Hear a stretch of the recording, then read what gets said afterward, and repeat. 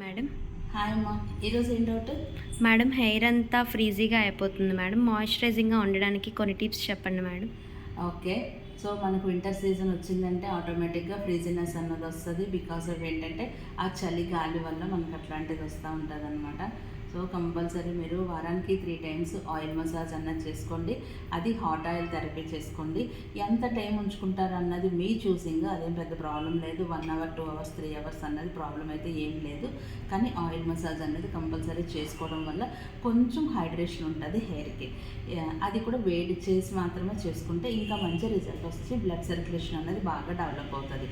ఇది ఒక టిప్ ఖచ్చితంగా చేస్తూ ఉండండి. నెక్స్ట్ వచ్చేసరికి హెయిర్కి ఏదైనా మాయిశ్చరైజింగ్ మాస్క్ పెట్టుకోండి. చాలా రకాలైన మాస్కులు ఉంటాయన్నమాట. అలాగే మాస్కులు ఏమైనా రెడీమేడ్ పెట్టుకోవచ్చు.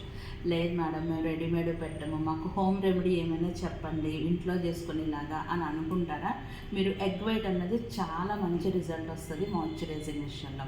అలాగే మనకి బనానా కూడా చాలా మంచి రిజల్ట్ వస్తుంది. బనానాని పీల్ చేసి బాగా మ్యాష్ చేసేసి హెయిర్ అంతా అప్లై చేసేసి ఒక 20 to 30 మినిట్స్ నుంచి గోరువెచ్చటి నీళ్ళతోని షాంపూ వాష్ చేసుకోండి.